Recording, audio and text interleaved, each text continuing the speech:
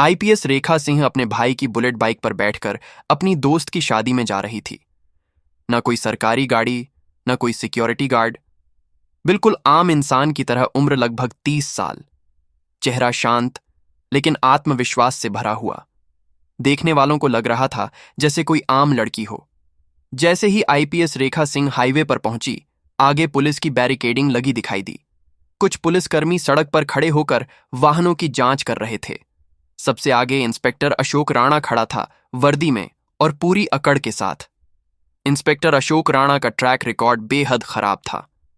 उसके खिलाफ कई बार रिश्वत लेने और फर्जी चालान काटने की शिकायतें दर्ज हो चुकी थीं, लेकिन उसके ससुर एक बड़े जज थे। इसी वजह से उस पर कभी कोई कार्रवाई नहीं हो पाई। अब वह जिस महिला को रोकने जा रहा था, उसे अंदाजा भी नहीं था कि यह महिला उसकी पूरी जिंदगी तहस नहस कर सकती है।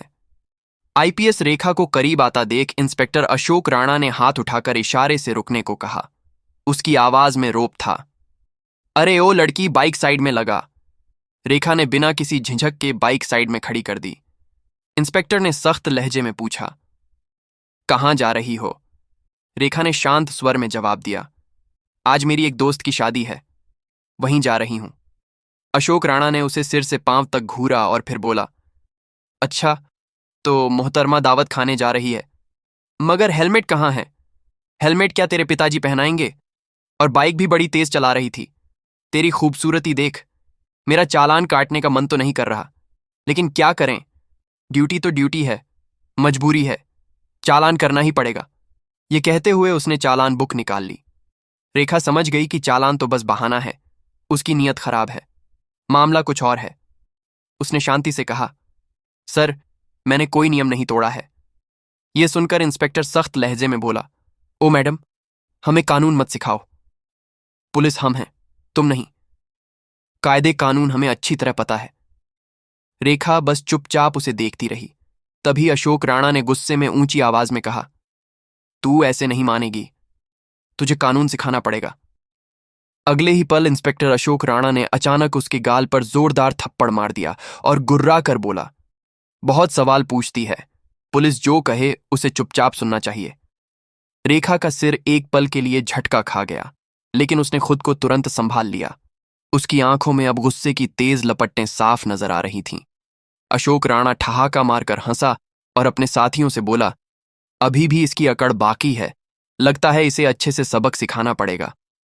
तभी एक सिपाही आगे बढ़ा और बोला, साहब, इसे थाने ले चलते हैं, वहीं इसकी सारी अकड़ निकाल देंगे। इंस्पेक्टर ने हामी भरी, हाँ, थाने ले चलो, वहीं समझ आएगा कि पुलिस से कैसे बात करनी चाहिए।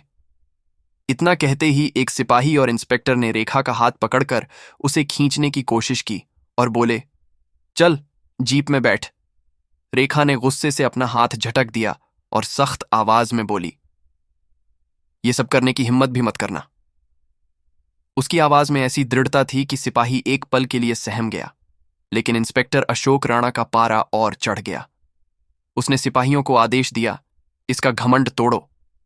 सिपाही आगे बढ़ा और बेरहमी से रेखा के बाल पकड़कर उसे जबरदस्ती घसीटने लगा। दर्द से रेखा करा उठी, लेकिन फिर भी उसने अपनी असली पहचान छिपाए रखी। वह देखना चाहती थी कि यह लोग अपनी नीच हरकतों में कितनी हद तक जा सकते हैं। इसी बीच एक और सिपाही ने गुस्से में उसकी बाइक पर लात मारकर उसे नीचे गिरा दिया और बोला, बड़ी आई शरीफ बनने, अब तेरा खेल खत्म। रेखा अब पूरी तरह समझ चुकी थी कि यह लोग पुलिस की वर्दी में छिपे हुए गुंडे हैं। इंस्पेक्टर की आंखों में गुस्से की आग थी। वह गुस्से में बोला, वाह, बहुत देखी हैं तेरी जैसी पापा की परियां, दिन में 50 आते हैं तेरे जैसे। तू पुलिस से भिड़ेगी, अभी तेरी औकात दिखाता हूं। उसने अपने सिपाहियों को आदेश दिया, चलो रे, ले चलो इसे थाने, वहीं इसकी सारी नेतागिरी निकालेंगे। आईपीएस रेखा सिंह अब भी चुप थी। उन्होंने अब तक अपनी पहचान उजागर करने का कोई इरादा नहीं किया था। वह देखना चाहती थी कि प्रशासन किस हद तक गिर चुका है और यह लोग अत्याचार में कितनी दूर जा सकते हैं। इंस्पेक्टर अशोक राणा अब झुंझुला चुका था। उसके सामने एक लड़की खड़ी थी जिसने थप्पड़ खाए, बाल खींचवाए, हाथ पकड़कर घसीटी गई, लेकिन फिर भी उसने एक शब्द तक नहीं कहा। उसकी यह चुप्पी इंस्पेक्टर के अहंकार को और भड़का रही थी। उसने गुस्से से सिपाहियों को घूरते हुए आदेश दिया, ले चलो इसे थाने, वहीं देखेंगे इसका क्या करना है। दो सिपाहियों ने रेखा के दोनों हाथ पकड़ ली और जबरदस्ती घसीटने लगे। तभी रेखा ने पहली बार जोर से कहा, छोड़ो मुझे।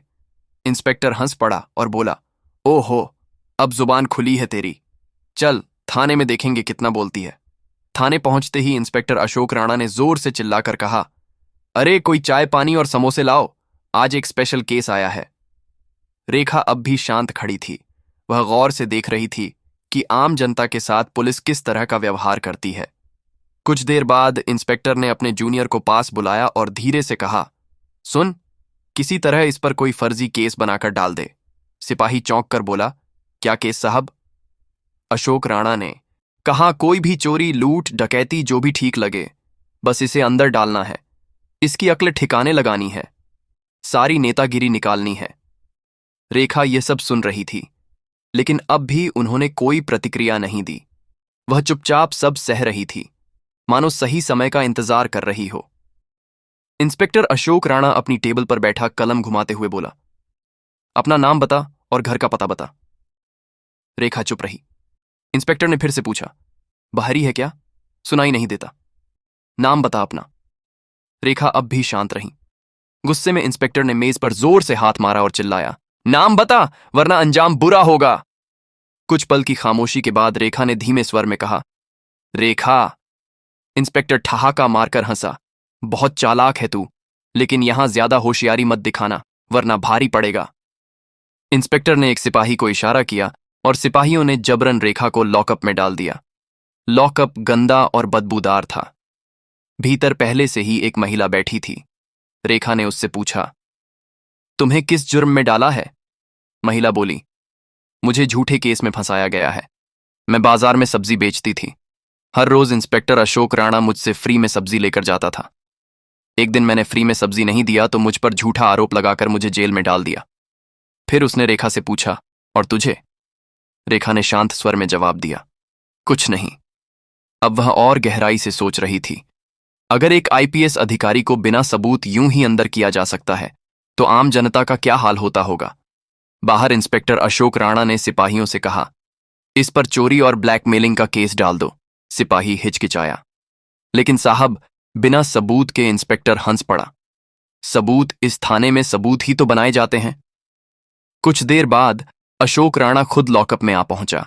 वह गुस्से में हाथ उठाकर रेखा को थप्पड़ मारने ही वाला था कि तभी दरवाजे से एक कड़क आवाज आई, रुक जाओ। सभी की नजरें दरवाजे की ओर घूमी। वहां पुलिस अफसर हितेश कुमार खड़े थे। थाने में उनकी छवि एक ईमानदार अधिकारी की थी।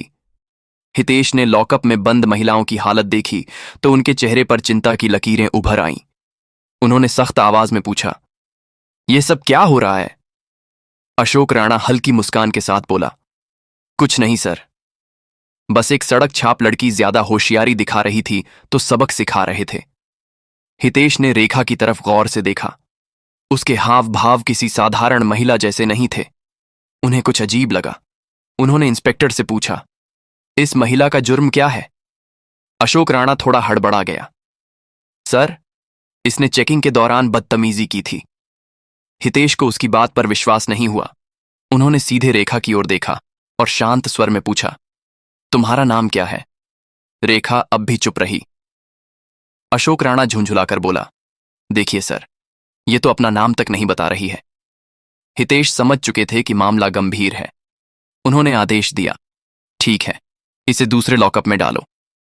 हितेश के आदेश पर सिपाही रेखा को दूसरे लॉकअप में बंद कर दिया। वह कमरा पहले से भी ज्यादा अंधेरा, गंदा और बदबूदार था। दीवारों पर मोटी नमी जमी हुई थी। रेखा ने चारों तरफ देखा। अब वह इस प्रशासन का असली चेहरा देख पा रही थी। हर बीतते पल के साथ उनका यकीन और पक्का हो रहा था। कानून अब सिर्फ कागजों पर रह गया है, असलियत में तो इसे रौंदा जा रहा है। इत्तेफाक से उसी दिन डीएम विजय कुमार पुलिस थानों का दौरा कर रहे थे। अचानक एक सिपाही घबराते हुए थाने के भीतर आया और बोला, साहब, बाहर एक बड़ी गाड़ी आई है। इंस्पेक्टर अशोक राणा चौंक कर बोला, कौन आया है? सिपाही ने कहा, सर, गाड़ी सरकारी है। इतना सुनते ही पूरे थाने का माहौल बदल गया। तभी डीएम विजय कुमार ने थाने में कदम रखा। उनकी आंखों में गुस्से की चमक थी। उन्होंने सीधा इंस्पेक्टर अशोक राणा की ओर देखा और कड़क आवाज में बोले, इंस्पेक्टर साहब, यहां क्या हो रहा है? अशोक राणा के पसीने छूट गए। वह अटकते हुए बोला, सर, कुछ नहीं, बस एक मामूली केस है। डीएम की नजर रेखा पर पड़ी। उन्हें देखते ही वे चौंक गए और तुरंत बोले, अरे मैडम, आप यहां इस हाल में? डीएम विजय कुमार ने टेबल पर पड़ी रेखा की फाइल उठाई और ध्यान से पढ़ी। फाइल में लिखा था धारा 420 और ठगी का केस। डीएम की गूंजती आवाज थाने की दीवारों से टकराई। इस महिला पर 420 और ठगी का केस। सबूत क्या है तुम्हारे पास? अशोक राणा पूरी तरह हड़बड़ा गया। उसके पास कोई जवाब नहीं था। डीएम साहब ने सख्त आदेश दिया, इन्हें तुरंत लॉकअप से बाहर निकालो। फिर उन्होंने इंस्पेक्टर की तरफ देखा और गुस्से में बोले, इंस्पेक्टर साहब, आपको पता भी है यह महिला कौन है? यह इस जिले की नई नियुक्त हुई आईपीएस अधिकारी रेखा सिंह है। यह सुनते ही पूरे थाने में सन्नाटा छा गया। सभी पुलिसकर्मी हैरान खड़े रह गए। अशोक राणा के हाथ पैर कांपने लगे। उसकी आंखों के सामने जैसे अंधेरा छा गया, जिसे वह फर्जी केस में फंसा रहा था। वहीं इस जिले की आईपीएस निकली। रेखा ने डीएम से कहा, इस इंस्पेक्टर ने मेरे ऊपर हाथ उठाया, मेरे साथ बदतमीजी की और मुझ पर फर्जी केस डालने की कोशिश की। लॉकअप के अंदर जो महिला बंद थी, वे भी बता रही थी कि उन पर झूठे केस डाले गए हैं। डीएम विजय कुमार की आंखें गुस्से से लाल हो गईं।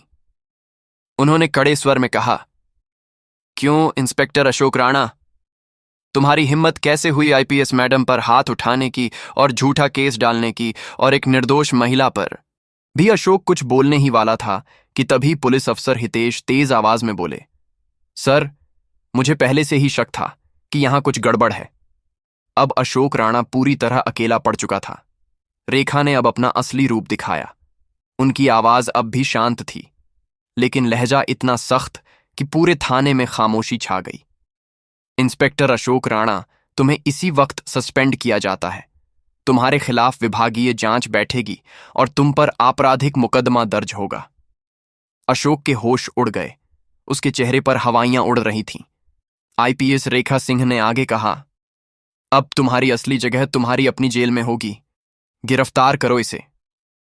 डीएम विजय कुमार ने भी कड़क आदेश दिया, इंस्पेक्टर अशोक राणा को तुरंत हिरासत में लो। पूरा थाना सख्त में आ गया। जो सिपाही अभी तक अशोक के इशारे पर चलते थे, वही अब उससे दूरी बनाने लगे। पुलिस अफसर हितेश मीणा ने आवाज लगाई, हवलदार, इंस्पेक्टर अशोक राणा को हिरासत में लो। सिपाही आगे बढ़े और अशोक राणा को पकड़ लिया। उसके चेहरे का रंग उड़ चुका था। उसे पहली बार एहसास हुआ कि उसका खेल अब खत्म हो गया है। लेकिन तभी उसने आखिरी दांव खेला। हंसते हुए बोला, रुकिए मैडम, क्या आपको लगता है कि इस थाने में सिर्फ मैं ही भ्रष्ट हूं? पूरा सिस्टम मेरे साथ है। यह सब पुलिस वाले भी शामिल हैं और कड़ियां ऊपर तक जुड़ी हैं। यह सुनते ही कई पुलिसकर्मी घबरा गए। उनके चेहरों पर डर साफ झलक रहा था। कुछ ने निगाहें झुका लीं तो कुछ के पैर कांपने लगे। रेखा ने डीएम की ओर देखा और गंभीर आवाज में बोली, सर, यह सिर्फ एक अफसर का मामला नहीं है। इस पूरे थाने की गहन जांच जरूरी है। यहां कोई भी दूध का धुला नहीं है। डीएम विजय कुमार ने तुरंत आदेश दिया, अभी एंटी करप्शन ब्यूरो को बुलाओ। पूरे थाने की जांच होगी। डीएम के आदेश के साथ ही थाने में अफरा तफरी मच गई। कुछ पुलिसकर्मी बुरी तरह सहम गए। जैसे ही एसीबी की टीम पहुंची और पूछताछ शुरू हुई, कई के चेहरों का रंग उड़ गया। कुछ के हाथ कांप रहे थे तो कुछ की टांगे। माहौल पूरी तरह बदल चुका था। तभी एक हवलदार कांपते हुए आगे बढ़ा और हाथ जोड़कर बोला, मैडम, मुझे माफ कर दीजिए, मैं तो सिर्फ आदेशों का पालन कर रहा था। रेखा ने सख्त नजरों से उसकी ओर देखा, लेकिन कुछ नहीं कहा। इसी बीच एक और सिपाही डरते डरते एक फाइल लेकर आगे बढ़ा और बोला, मैडम साहिबा, हमारे बड़े साहब भी इसमें शामिल हैं। रेखा चौंक कर बोली, कौन बड़े साहब? सिपाही ने घबराते हुए धीरे से कहा, एसआईएसपी साहब। थाने में एक बार फिर सन्नाटा छा गया। अब मामला सिर्फ अशोक राणा तक सीमित नहीं था। भ्रष्टाचार की जड़ें और भी गहरी थीं। डीएम विजय कुमार ने गहरी सांस ली और सख्त लहजे में कहा, इस थाने का पूरा स्टाफ तत्काल प्रभाव से निलंबित किया जाता है। विभागीय जांच बैठेगी और एसीबी पूरी छानबीन करेगी। यह सुनते ही थाने में हड़कंप मच गया। कुछ पुलिसकर्मी घबराकर अपने फोन निकालने लगे। कोई बचने का रास्ता ढूंढने लगा तो कुछ चुपचाप सिर झुकाकर खड़े रह गए, लेकिन अब कोई नहीं बच सकता था। आईपीएस रेखा सिंह ने दृढ़ स्वर में डीएम साहब से कहा, अब हमें एसएसपी साहब से भी पूछताछ। डीएम विजय कुमार ने तुरंत आदेश दिया, एसएसपी को अभी बुलाया जाए। पत्रकारों को जैसे ही खबर मिली कि पूरा थाना सस्पेंड हो गया है, वे तुरंत ब्रेकिंग न्यूज देने लगे। अब मामला पूरे जिले में फैल चुका था। थोड़ी देर बाद एसएसपी साहब भी थाने में पहुंच गए। उन्होंने चारों तरफ देखा और तेज आवाज में कहा, यह क्या नाटक चल रहा है? लेकिन आईपीएस रेखा सिंह शांत खड़ी थी। उन्होंने सीधी नजर एसएसपी की आंखों में डालते हुए ठंडी लेकिन दृढ़ आवाज में कहा, क्या आपको लगता है कि आप बच जाएंगे? फिर उन्होंने फाइल एसएसपी के हाथों में थमा दी और कहा, यह देखिए, आपके सारे काले कारनामों के सबूत। फाइल में घोटाले, फर्जी केस और वसूली के पुख्ता सबूत दर्ज थे। एसआईएसपी के चेहरे का रंग उड़ गया, माथे से पसीने की बूंदें टपकने लगीं। डीएम विजय कुमार ने अब देर नहीं की। उन्होंने सख्त आदेश दिया, एसआईएसपी को तुरंत गिरफ्तार करो। उनके खिलाफ विभागीय जांच के साथ साथ आपराधिक मुकदमा दर्ज। वे तुरंत ब्रेकिंग न्यूज देने लगे। अब मामला पूरे जिले में फैल चुका था। थोड़ी देर बाद एसएसपी साहब भी थाने में पहुंच गए। उन्होंने चारों तरफ देखा और तेज आवाज में कहा, यह क्या नाटक चल रहा है? लेकिन आईपीएस रेखा सिंह शांत खड़ी थी। उन्होंने सीधी नजर एसएसपी की आंखों में डालते हुए ठंडी लेकिन दृढ़ आवाज में कहा, क्या आपको लगता है कि आप बच जाएंगे? फिर उन्होंने फाइल एसएसपी के हाथों में थमा दी और कहा, यह देखिए, आपके सारे काले कारनामों के सबूत। फाइल में घोटाले, फर्जी केस और वसूली के पुख्ता सबूत दर्ज थे। एसआईएसपी के चेहरे का रंग उड़ गया, माथे से पसीने की बूंदें टपकने लगीं। डीएम विजय कुमार ने अब देर नहीं की। उन्होंने सख्त आदेश दिया, एसआईएसपी को तुरंत